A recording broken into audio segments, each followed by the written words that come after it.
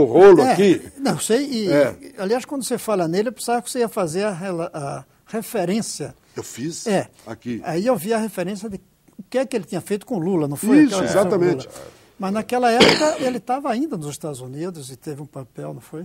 Nessa época aí do livro, ele era chefe da sucursal do New York Times na Flórida. Isso mesmo. E começou a fazer reportagens denunciando os grupos anticastristas como grupos que estavam patrocinando terrorismo. E foi ameaçado.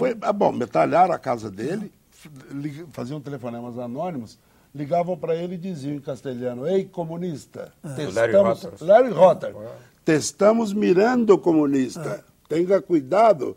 E um dia ele entrou no carro dele, no estacionamento do New York Times, e percebeu que o vidro estava aberto, e falou: "Eu nunca largo o vidro aberto, o que será?" Aí pensou consigo mesmo, falou consigo mesmo: "Não, eu devo estar com paranoia." Essa parte está no livro assim mesmo. Eu devo estar com paranoia, está vendo muito filme de máfia na televisão. Você coloca assim mesmo no livro. Entrou no carro, deu partida, e não explodiu. Engatou uma charré e não explodiu. Mas na hora que ele acelerou, o carro se esbodegou porque eles tinham cortado os cabos de freio. Agora, isso dá para a gente saber o nível de intolerância da comunidade cubana na Flórida de achar que o New York Times é um jornal comunista, a serviço do Fidel Castro. Agora, e a história, ele falta ainda, senador, desculpa, respondeu na história do filme, vai virar filme? Como é que vai virar filme. Aliás, o dinheiro que eu recebi pela venda dos direitos de adaptação foi o que permitiu que eu fizesse o livro, porque... Livro caro, né? Meu dinheiro tinha acabado, o livro é um livro caro, porque você tem que pagar passagem de avião, você tem que pagar hotel, você tem que pagar almoço, jantar, você tem que pagar táxi, pagar isso, pagar aquilo. Eu sempre trabalho com uma pessoa me ajudando. Então eu tinha uma menina, uma jornalista em Miami, uma em Cuba e uma no Brasil, e tinha que pagar essas pessoas para marcar entrevista para mim, para produção, né? Desgravar gravações de entrevistas, e o dinheiro acabou, o dinheiro que eu tinha recebido de adiantamento da Companhia das Letras acabou no meio do livro. E eu comentei isso com o editor, com o Luiz Schwartz, e ele me apresentou um garoto mesmo, não tem 30 anos ainda, lá de São Paulo, chamado Rodrigo Teixeira, aliás, muito parecido com o Kaká, o jogador de futebol, ou seja, menino bonito. Além de tudo, bonito. Novo e bonito. E ele me pediu uma sinopse, eu fiz uma lauda. E ele que lhe procurou? Não. Foi armado pelo editor. Sim. O encontro foi armado pelo editor, pelo Luiz, e ele me pediu uma sinopse, eu fiz 20 linhas do que era a história. Ele falou: "Está aqui o dinheiro." Eu não tinha escrito uma sílaba ainda. Ele falou: "Está aqui o dinheiro", e com esse dinheiro eu terminei o livro. Fiz as outras viagens e tal, paguei todas as despesas. Então vai virar filme. Há um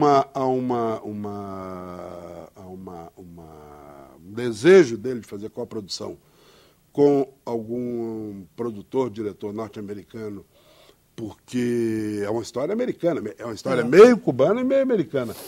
E o presidente Hugo Chávez, que está acompanhando o meu calvário ao longo desse tempo todo aí para levantar essa história, o presidente Chávez tem interesse em que esse filme seja dirigido pelo Stone, pelo Oliver Stone.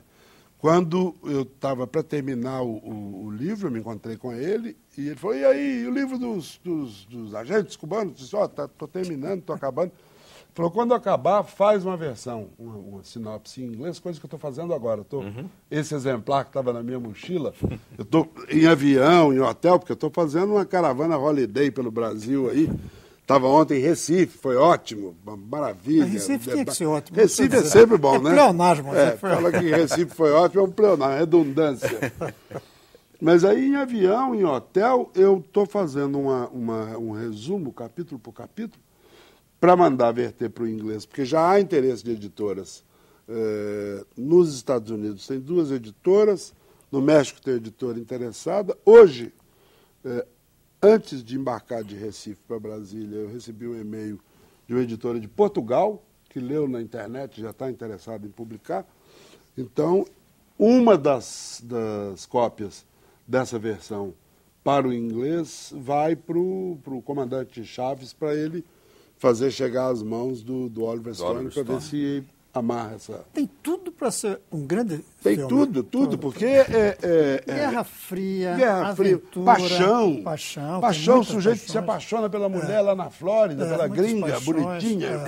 Eu entrevistei ela, uma gringa bonitinha, drama, de olhinho azul. Tem muito drama familiar. Muito. Dramas familiares, tragédias, mortes, né? É um Mortes. livro que tem tudo para dar um Agora, grande senador, filme. o senhor que sempre insiste na questão da baixa leitura, dos problemas de educação, assim, o leitor Cristóvão, num país em que quase ninguém lê, ou que lemos muito pouco, acha indigente de leitura, o que diz para o público sobre esse livro? Que tipo de avaliação? Que descubram que a grande aventura não é só a história. A grande aventura é você ler o livro também. Você lê porque você mergulha. Tem hora que a gente pensa que está tomando um avião. Tem hora que a gente pensa que está ao lado das famílias que perderam os parentes que morreram no avião que explodiu por causa da bomba colocada por esse terrorista a serviço das forças contra Fidel e contra Cuba. Ler é você viver aquilo que você gostaria de viver e não vai ter chance na vida. E esse livro dá muita vontade da gente ter vivido a história. Porque é uma história de heróis, é uma história de patriotas, uma história de canalhas também, que mostram aí. Eu acho que é uma pena que as pessoas não leiam e não usufruam do prazer que dá a leitura. Esse é um livro que dá um grande prazer, viu? Além de destruir muito. E é uma coisa que me chamou a atenção, que esse livro, essa história, é um presente para um autor. Uma história como essa é um presente para um autor. Mas o autor precisa... Não, mas já é uma história, ela é boa demais para que alguém fizesse um mau livro. Tem um personagem aí que é do outro lado, que é do mal, que é o mercenário Raul Ernesto Cruz León, que eu fui entrevistá-lo na prisão. Ele estava condenado à morte naquela época, estava no corredor da morte, depois a pena dele foi comutada, foi transformada em 30 anos de prisão, estava preso em Cuba, por ter colocado 7 bombas em hotéis, em restaurantes, pôs na Bodeguita del Medio, um monte de lugares. E eu fui para a prisão achando que eu ia conversar com ele 15 minutos, 20 minutos, que ia dar um parágrafo do livro. Eu passei o dia inteiro com ele, tem 2 parágrafos do livro com ele, porque é um personagem fascinante. Para você ter uma ideia, Beto, no fim da entrevista, comecei 8, 9 horas da manhã e fiquei com ele até a noite. Almocei com ele, jantei com ele. No fim da entrevista eu falei para ele, mas o Cruz León, um jovem, cara que hoje tem 35 anos, por aí, falei, como é que você aceita matar gente, matar criança, matar pessoas que você nunca viu na vida por $1.500, rapaz? Que barbaridade, como é que você me explica isso? Ele falou, não é por dinheiro, eu não fiz isso por dinheiro e nem fiz por ideologia.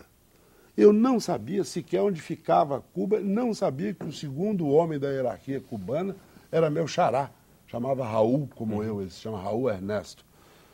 Eu falei, mas então por que você fez isso? Ele disse, porque eu queria parecer com o Sylvester Stallone.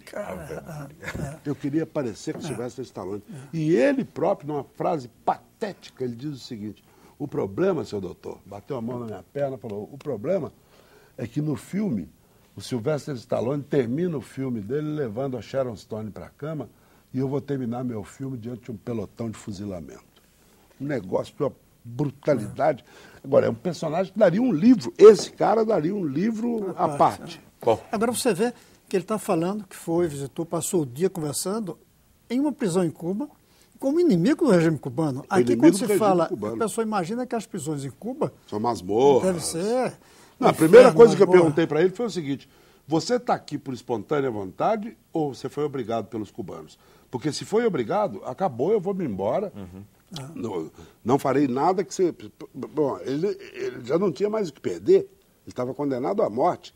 Falei, eu não tenho direito de obrigar esse sujeito a falar comigo se ele não quiser. Ele falou, não, eu estou querendo desabafar, eu quero aproveitar a entrevista com você para desabafar. Até o nome do cara parece que foi inventado por um escritor, Raul Ernesto, filho de comunista para ser Raul Ernesto. Raul de um lado e Ernesto do Che.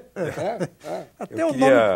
Ninguém vai acreditar que é o nome verdadeiro. O escritor inventou esse nome. O papel mais desagradável aqui é o meu agora de encerrar esse papo delicioso, essa história fascinante, mas o tempo Infelizmente. É o senhor da razão aqui. Então eu queria agradecer muito, parabenizando o Fernando por mais esse presente à cultura brasileira e latino-americana, mundial, porque não um jornalismo nessa forma, né, feita sempre em sintonia com os direitos humanos, com causas nobres. Parabéns, Fernando. Muito obrigado, Beto. Parabéns mesmo por esse trabalho e muito obrigado também, senador. Eu que agradeço senador. A possibilidade de estar aqui com essa figura. É um privilégio estar aqui, podendo compartilhar um pouco dessa história com o senhor. O senhor sabe disso. Muito. Fico muito feliz. Só não votei no senhor até hoje, porque o senhor nunca foi candidato em São Paulo, mas se for, vai ter meu voto. Eu acho que só para ter esse voto vale a pena. Vai lá. Obrigado, senador. Vocês de casa que nos acompanharam, muito obrigado pela sua atenção aqui ao programa Cidadania. Caso queiram baixar esse programa para rever ou outros programas aqui da TV Senado, olha aí na tela uma forma de fazer, www.senado.gov.br/TV. Obrigado mesmo pela sua audiência. Até o próximo Cidadania. Tchau.